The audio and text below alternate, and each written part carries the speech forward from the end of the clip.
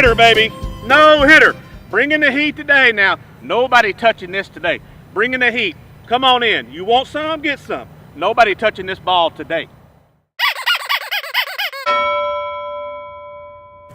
Hi, and welcome to Prep Rally, the #1 rated prep show in the world, according to, well, no one, but we think it's really good.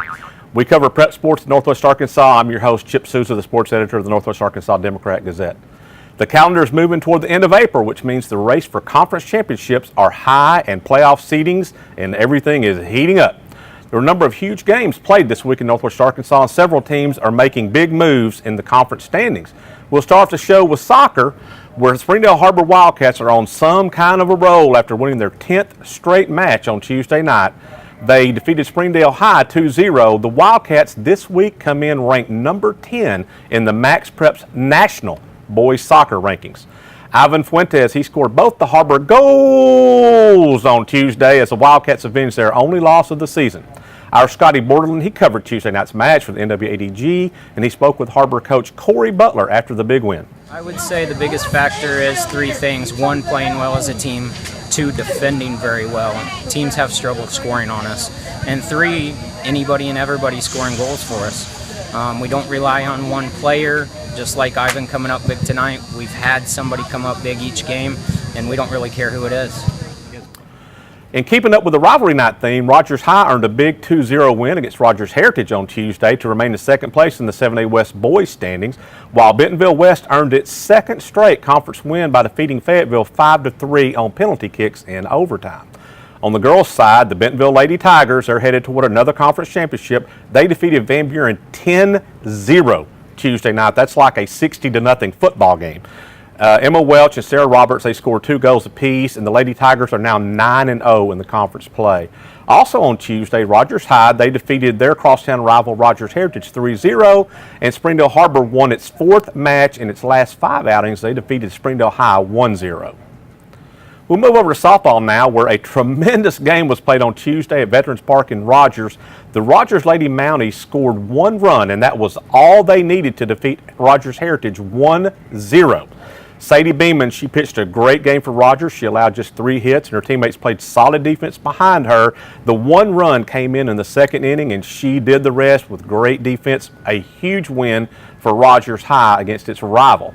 Bentonville Lady Tigers, they are keeping pace with Rogers. They are both tied for the conference lead at 8-1. Bentonville went down to Van Buren on Tuesday night and got a 7-2 win. So you have both teams there at 8-1, and they will be battling it out all the way to the end in this conference race. How about Bentonville West? They scored 11 runs in the 2nd inning on Tuesday, and they routed Fayetteville 16-2. Hallie Wackhasser, she was close to hitting for the cycle, and Anna Griffin, she hit the very first home run that's ever been hit at Bentonville West's home field, hit one over the fence, and so congratulations to her.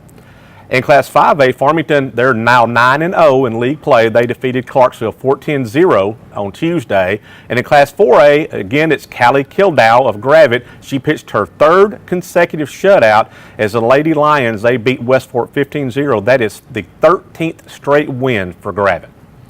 We'll take a break here, and when we return, we'll check on baseball, where there were a couple of big surprises this week in the 7A West. Right now, let's take a look at some of the great photography that we've gotten this week by our NWADG staff. These photos and many more can be found online at NWADG.com, where you can purchase prints.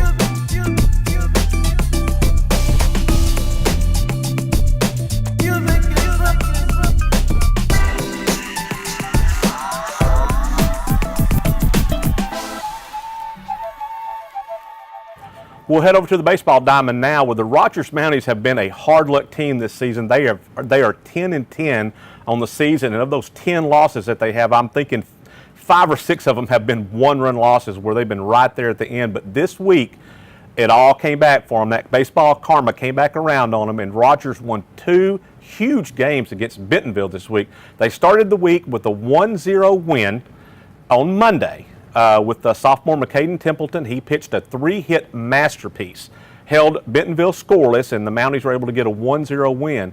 Then on Tuesday, the Mounties got another good pitching performance from Mason Mitchell. He struck out 7 and had 6 innings of no-hit ball as the Mounties earned a 4-3 win. So Rogers was able to sweep Bentonville High in their 2 7A West games this week. So big wins for the Mounties. In Monday's game, it was Grayson Lee. He drove in the early run of the game on Monday, had an RBI single that scored Timmy Howard in the 3rd inning. Our Henry Apple covered Monday's game, and he spoke with Grayson Lee after the game. We're always thinking we're looking fastball. We're trying to hit the fastball early. I saw some pitches that were close that I took, got down to 2 strikes, and then fouled off. And then finally he threw a fastball up a little bit that I liked and was able to get the bat on the ball. So. And a good bat too, because I mean Yes. it wasn't one of those little. It was one of those where you saw it off the bat and just ripped through there. I mean, he's a fastball pitcher. I knew eventually he threw me a couple curveballs. I knew eventually he was going to come with that fastball. So that's what I was looking for, and he finally threw it. So I took advantage of the opportunity. Also on Tuesday, the Springdale Bulldogs, they got a huge win at home. They defeated Van Buren 7-5. Bulldogs jumped out to a big lead, and then they held on. Van Buren scored 5 runs in the 6th inning, but Springdale was able to hold on, get a big win. Ben Roberts drove in 3 runs for the Bulldogs that day. Those 2 teams were kind of doing a little bit of a rain dance this week, and they were going to try to get their second game of the 2-game series done on Wednesday instead of Thursday, with rain expected to come in on Thursday. So they bumped that game up to Wednesday to try to get that game completed, because you need to get these games finished before the conference seeding comes in. You don't want to have to play, play-in games on that week that state tournament time starts. So they're trying to, avoid those raindrops. How about Springdale Harbor's Blake Adams? He was sensational on Tuesday. Had 14 strikeouts as the Wildcats beat Fayetteville 7-2. In addition to his great pitching, also went 3 for 3 at the plate as the Wildcats moved into a tie with Fayetteville in the 7A West race. They are both 7-2. The schedule for baseball this week, like we mentioned, is a little bit muddled as teams are kind of jostling their schedule around to get these games in. We're expecting big rains on Thursday, so they're trying to get these games in. So, these teams are just kind of moving around and moving locations and just trying to get them done. This is a big week in Fayetteville. The 2017 Hall of Greats class will be introduced at a banquet on Saturday night. Actually, the weekend will begin on Friday. They'll have a golf outing down at Fayetteville Country Club, and then will conclude with Saturday's inductions.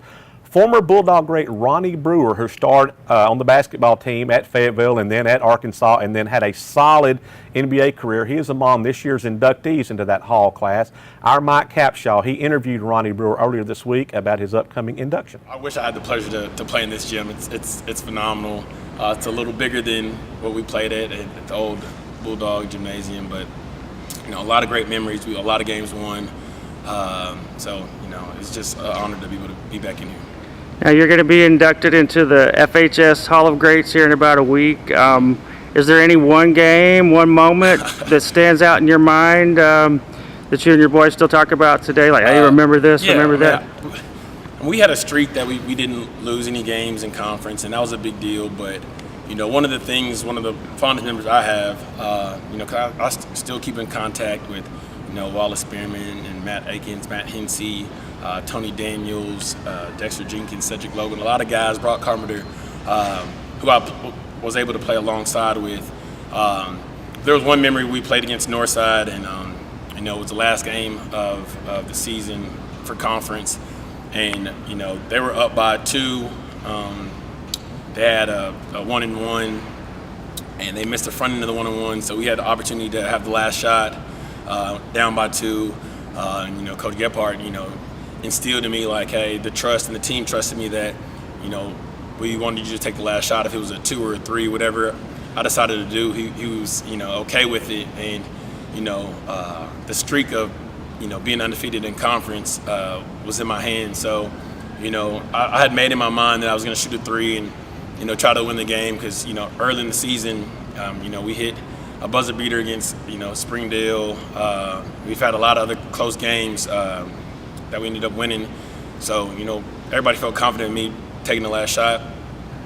So the time was winding down, and I was going to pull up for three, and they kind of ran a double team at me, and I went to go pull up for the three, and I saw Tony Daniels wide open in the paint, sealing his man, and I just fired a pass to him. He shot a layup and got fouled with 0 seconds on the clock, and had one free throw to win the game. And Coach Gebhardt told him, just imagine yourself on the island with nobody around, just you and the goal, and one free throw to win the game. And I think that made him a little bit more nervous than he was already nervous. So he ended up bricking the free throw really, really bad. But we ended up going to overtime and winning. But that's one of my fondest memories. That's it for this week. We want to wish the teams in the lower classifications good luck as they start tournament play next week. Schools in Class 4A, 3A, 2A, they will play district tournaments. Then they'll go into regional, then into state. So those teams will be starting district play next week. Gravette will be hosting the 4A1 district baseball and softball tournaments. They start next Thursday.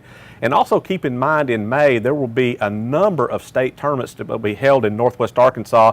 The 7A state tournaments will be held here for baseball and softball. The 7A state soccer tournament will be in Fort Smith, and then the 7A state track meet will also be up here in Northwest Arkansas. 6A state soccer will be in Siloam Springs, so we'll be hosting a number of state tournaments here in just a few weeks. Be sure and check out all the coverage of Prep Sports in the Northwest Arkansas Democrat-Gazette and also online at nwadg.com and arpreps.com, where we have blogs, conference reports, statistical leaders for baseball, softball, soccer, and track each week. Thanks for joining us, and we'll see you next time on Prep Rally.